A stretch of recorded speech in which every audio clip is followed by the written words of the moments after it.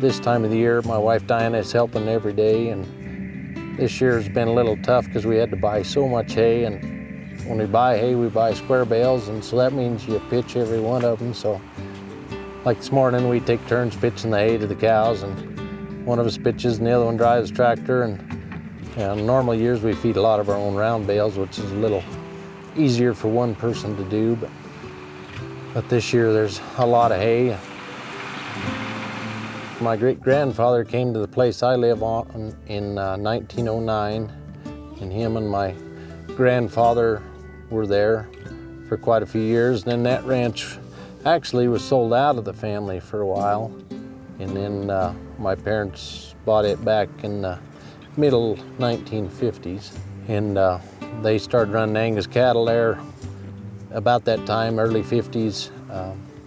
They were the first Angus cattle, I think, in the valley here, and they weren't very popular at that time, but it's worked well. My dad was 85, and he passed away about 2 months ago, a little more, I guess, and he was very involved. He didn't actually grow up on a ranch. He'd kind of got into ranching when he was in college. He was going to the University of Wyoming, and I have my degree from the University of Wyoming. And keep track of these calves. They're AI sired. My mother's still here, and she's involved in the ranch, always has been, you know.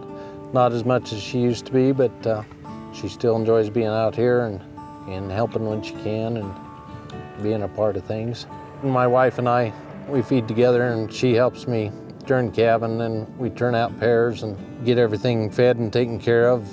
And we sure work hard at buying bulls. My wife and I go to a lot of sales. She sees cattle good, and between the two of us, we can go through the bulls and pick out the highest quality that we can afford. I have 3 older boys. One's on the ranch, and 2 of them are in Laramie. And then we have 2 younger kids. They're 12 and 15, and they help on the ranch also. I think we got it set up to where it's going to pass to the next generation, and hopefully we can keep it in the family. There's not a lot of family ranches left around here. There are a lot of big corporate ranches, and the family ranchers are getting fewer and further between. But for right now, I think we're setting pretty good to go into future generations.